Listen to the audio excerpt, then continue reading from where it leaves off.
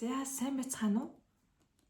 Өнөөдрийн ярилцах сэдэв маань өөрийгөө олох үе, за сүнсний сэрэлт гэж бас яригдж байгаа. Тэрнээс холбоотой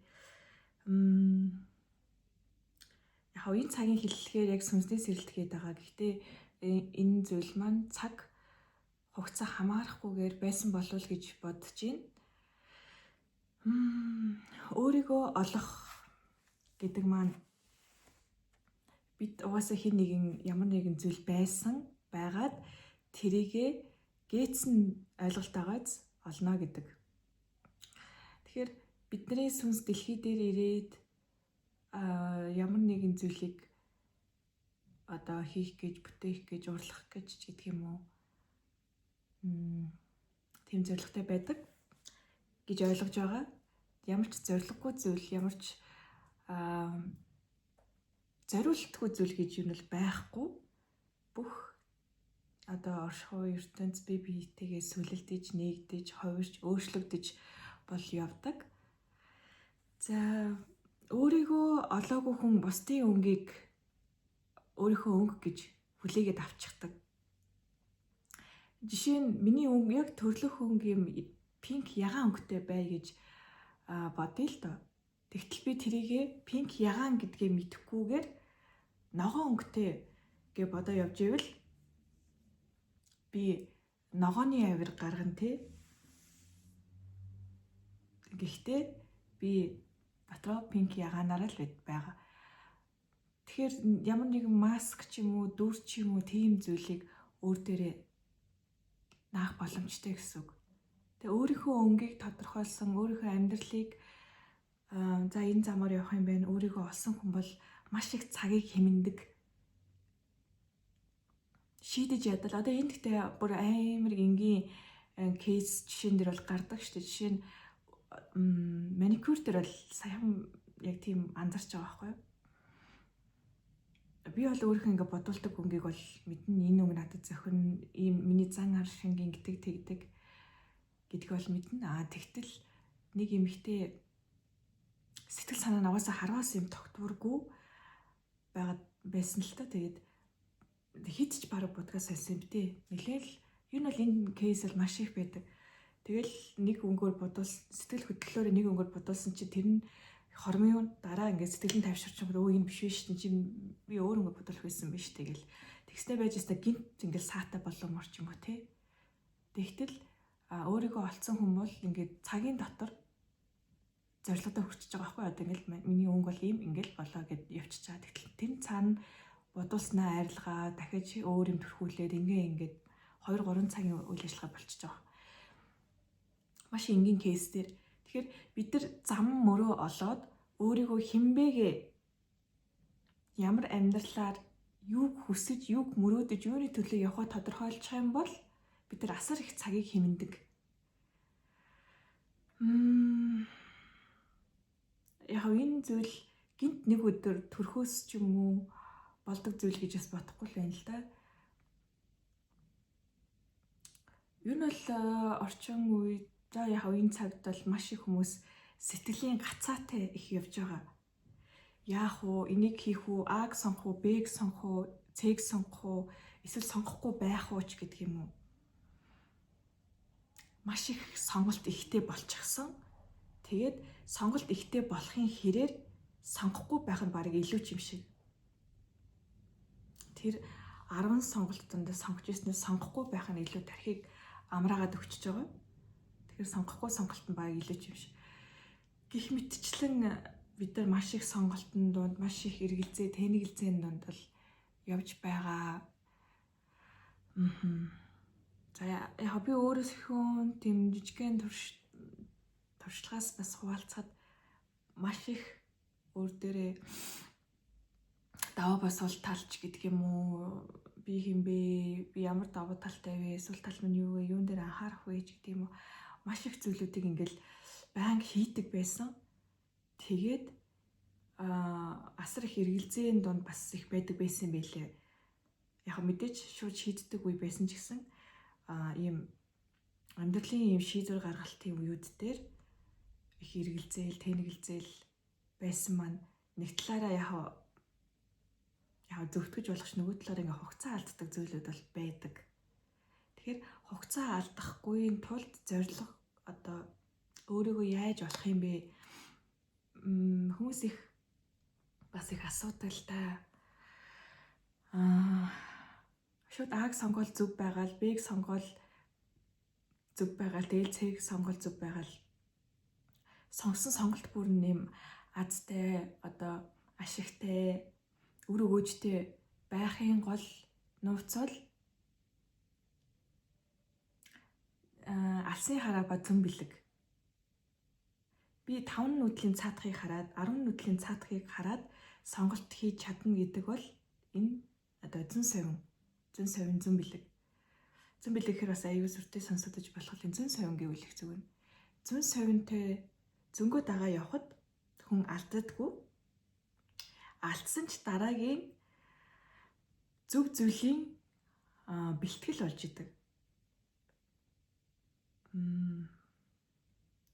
Гол хэлэх гээд байгаа юм маань битгий эргэлзээ чи. Шийдвэр гаргахтаа битгий эргэлз. Чингис хааны хэлсэн маш гоё сайхан үг гэдэг шүү дээ. Айвал бүү хий, хийвэл бүү аа гэд. Эргэлзээ бол хамгийн хүнийг хорон. Эргэлзээ бол баг шууд утгаараа дайсан. Эргэлзээгүйгээр бид нар хийсэн бол асар их амжилт маш хурдтайгаар хүрэх бүрэн боломжтой. Эргэлзээний цаана нөгөө айдас гэдэг зүйл байгаад хүлээс гэх юм уу ингээ юу яатсан байгаа байхгүй юу? Хүлцэн энэ зүйлийг хийчих юм бол ингэх юм байна, тэх юм байна гэдэг хий хоосон айдсуудыг өөртөө үүсгэждэг.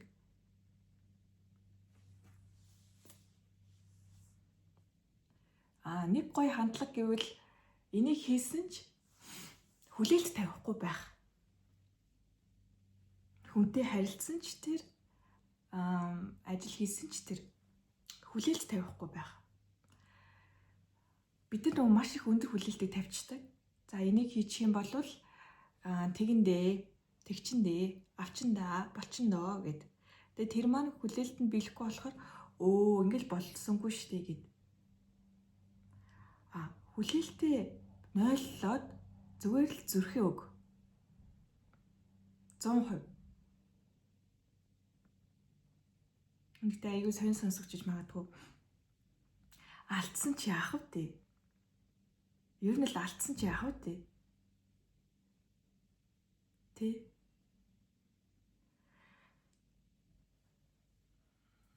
За бидний бодлын маш их гацаанууд хаанаас үүдэж яадаг вэ гэхээр бид нар баг багаар өөртөө итгэх итгэлийг нэмэгдүүлснээр эргэлздэг. Харин яадаг вэ гэхээр нэг зүйлийг даваад гарчлаа. Тэгвэл итгэл үүснэ, тий? Хоёр зүйлийг даваад гарчлаа, итгэл үүснэ. За гуравтыг байгээ унлаа. Маш олон оролдлогууд дундаас хүн хүлээлт тавих гэдэг зүйлийг болчихдог. За эхний удаа болдгоо юм биш үү? Гэтэ би дараагийн 3 дахь удаага үзэхэд болсон юм чинь боломжтой гэдэг. Тийм учраас битгий тийм одоо эхний алхмаар амжилтанд хүрнэ. Эхний одоо онолтоор ялна ч гэдэг юм уу, чадна ч гэдэг юм уу, тийм зүйлийг тарих оюунаас ингээд бүр аваа хайч хэрэгтэй юм шиг. Тэгэл нэг удаа хийгээл фейлдэл унчингууд сэтгэлээр унаал нөө хийх айдас талчиж байгаа байхгүй. Энийг хийжэл би ингэ чинь. Энэ бол их зүйл тийм биш байдаг. Ихэнх мэдгүй миний л анзаарснаар зүгээр хийгээд үзье, зүгээр туршаад үзье гэсэн зүйлүүд маань их ач холбогдол өгсөн зүйлээсээ илүү яваад байдаг. За яг энийг туршаад үзье, яах вэ гэд хүлээлтгүй. Болсон чи болоогүй ч хамаагүй. Тэрнтэй адил амьдралдаа, шийдвэр гаргалтандаа их зүйл битгий бодох хэрэггүй. Чи 1000 зүйл бодож идэл тэнд нэгэн зүйл бодох ч юм эсвэл бодохгүй байж болно шүү дээ. Хүмүүс чамайг анзаардаггүй байж болно шүү дээ. Өөрөөсөө айгүйх асуудалтай бүх хүмүүс ингээ тархиндаа төм бөмбөг асуудалтай явж идэл Бидний хийсэн алдаа малдаа нэг бодоо явж ирэх хүн бараг байхгүй. Юм бэлээ. Бидний яг энэ нөө тархины гацаа энэ дотор байгаад байдаг. Тэгэхээр яаж энэ гацааг арилгах вэ гэхээр за өвчлөө. Хоолороо шууд юм зурч штт. Бясалгал хийх хэрэгтэй, өөртөөгөө ярих хэрэгтэй. Яг зүгээр сайхан тогтож суугаад. За би юу хийхийг хүсэж байна? Яамаар юм? Өөртөөгөө ярилцах хэрэгтэй, нүр тулах хэрэгтэй. Дээрэс нь орчноо солих хэрэгтэй. Таны байгаа ийм гэр орон, офис, ийм нийтлэг байдаг газруудаасаа сарнаад байгальд богдуулын гэрт байж болно. Гадаа салхинд байж болно. Орчноо солиод өөрөөсөө асууж сурах хэрэгтэй. Орчноо солихгүйгээр гэртээсэн чи болно шүү дээ. Сайхан лаа асааж агаад яг дотроосоо яг юу хүсэж чинь. Чи яг юу хүсэж чинь гэд өөрөөсөө асуухад чи яг юу хүсдгээ мэддэггүй. Бид нар ингээд төм мөн зүйл хүсээд ингээд шаналаа гомдоо гоён шунаа байж идэг. Яг өөрөөсөө за яг би яг юу хүсэж чинь гэвэл хүслээ олддоггүй. Бурхан одоо чиний хүслийг ингээд биелүүлээд өгөө гэд ирэхэд яг юу вэ гэдгийг мэддэг. Яг одоо жишээ нь яагаад гэдэг асуултыг бясалгаж байх хугацаанд одоо бодож байх хугацаанд 5 удаа асууад үзээрэй. За жишээ нь би одоо асууя л та. Би хүүхдийн цэцэрлэгтэй болмоор байна гэж бодъё. Тэгээ би тэрнээс ал ингэ шаналаа явж байгаа. Хүүхдийн цэцэрлэгтэй болчихсон, хүүхдийг ингэ хүмүүжүүлчихсэн гэсэн чи асуудал шаналаад байгаа асуудал нь нөө багш. Тэгээд санхүү. За тэгээ бурхан хурж ирээд за чамд хүслийг чинь биелүүлье. Юу хэрэгтэй вэ? Гэсэн чинь би эхэндээ объект гэж хүсэж байгаа байхгүй юу? Сургууль байв. Ингээд байшин байвал болчих юм байна. За тэгвэл байшин чи өгье гэд дахиад төсөөлөд үзье. За байшин нь байна. За тэгвэл юу хэрэгтэй болох юм? Багш нар. За багш нарыг өгье. За юу хэрэг болох юм? Хөтөлбөр. За хүүхдүүд нь хаанаас ирэх юм? Хаана байх юм?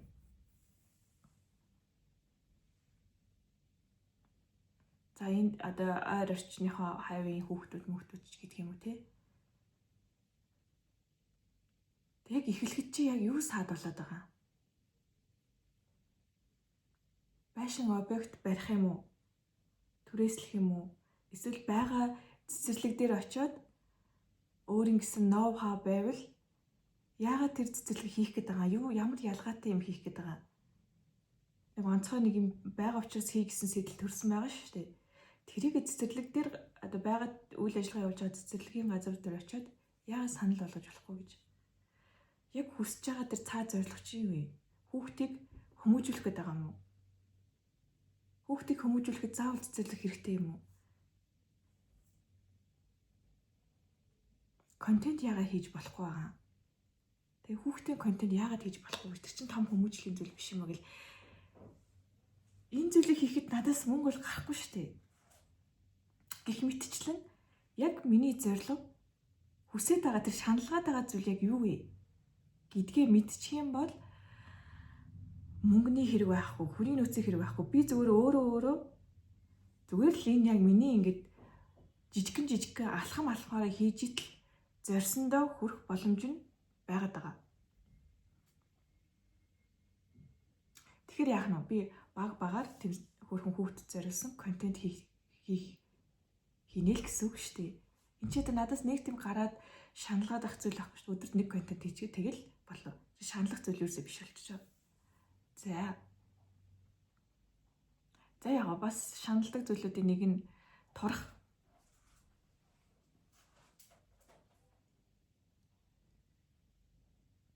Турах бол яг сэтгэл зүйтэй маш их хамааралтай байдаг. Би нурууны суулт яг тодорхой хэмжээний таргалт бол мэдэрчсэн. Гэхдээ хүн сэтгэл зүйн тайван амгалан сэтгэл зүйгөө удирдах байж хүн бас турдаг. Тэгэхээр тормохын сан гэд ярих биш. Тэрнийхээ төлөө яг ухамсартайгаар бодох хэрэгтэй. Торхын тулд үнэтэй фитнес хэрэггүй. Бас тийм үнэтэй одоо хоол бас хэрэггүй. Магадгүй танд яг тийм уужим амьсгал хэрэгтэй байж болно. Амьсгалж чадахгүйгээсээ болоо бачиндаж бахирсаар агаад ийм давчуу болоод маш их тийм хий судлыг өөрөөсөө их ялгаруулдаг. Хий нэгтчдэг. Бадганддаг. Тэгэхээр зүгээр л тогтож суух хэрэгтэй. Ганцхан юм. Тогтож суугаад би яг юу хүсэж байна гэд сонссныхоо дагуу маш жижигхэн юм байдаг. Энэ амьдралыг өөрчлөхөд нэг өдрийг өөрчлөхөд л хангалттай байдаг. Амьдрал чинь амар том цаашаага өргөлжсэн зүйл биш. Амьдрал бол зүгээр л яг өнөөдөр, яг энэ момент, яг энэ цаг мөч, яг энэ 24 цаг. Өглөө босоод яах юм? Өдөр юу гэдэг юм? Орой яах юм? Хизээ унтах юм? Хизээд нь мөнгө олох юм? Хизээд нь амарх юм? Хизээд нь сурах юм гэд. Зүгээр л энэ 24 цагийг ухамсартайгаар өнгөрөөчхөд амьдралаа гартаа авч чаддаг. Хин нэгний өнгөнд өөрийнхөө ягаан өнгийг мэдхгүйгээр хин нэг хүний өнгөнд автаад явахгүй, хин нэгний өнгийг тэтгээд тэр хүнийг юм яагаад ах шаардлагагүй. Өөрийнхөө өнгийг хүчрхэгжүүлэх хэрэгтэй. Өөрийгөө хүчрхэгжүүлэх хэрэгтэй. Хүчрхэг байна гэдэг чинь бас дээрээс нь турсламж авч чаддаг байхыг бас хэлдэг шүү. Тэрнээс би чадна гэдэг эмгтэй эрэгтэй биш. Надад ийм зориг, ийм хүсэл мөрөөдөл надад туслаач, би энийг хийхэд надад ийм байна. Яг одоо байгаа энэ момент цаг хугацаагаа мэдэрч чаддаг, өөрийнхөө нөөц боломжийг мэддэг хүн хүчтэй байдаг. Тэрнээс биш би бүгдийг чаддаг, би энийг хийждэг, чи хий юм бэ? Энэ бол хамгийн сул дорой хүний шинж. Тусламж авч чаддаг байх хэрэгтэй. Энийг онцолж хэлэхгүй бол хүчрэг гэхээр бүр амар юм хүмүүс төрөх гээд байгаа учраас хэлж байгаа шүү. За тэгээ хамгийн сүүлд нь зөнгөө сонс зүрхээ даг. Зүрх сэтгэл чинь юу гэж юм? Юу руу тэмүүлж байна? Хаашаа чиглэж байна? Тийшээ хөтөл. Яв. Офис дээр галзуурах гэ 4 хааны дунд төвчээр чинь багжээвэл зүгээр гар агаар амьсгал.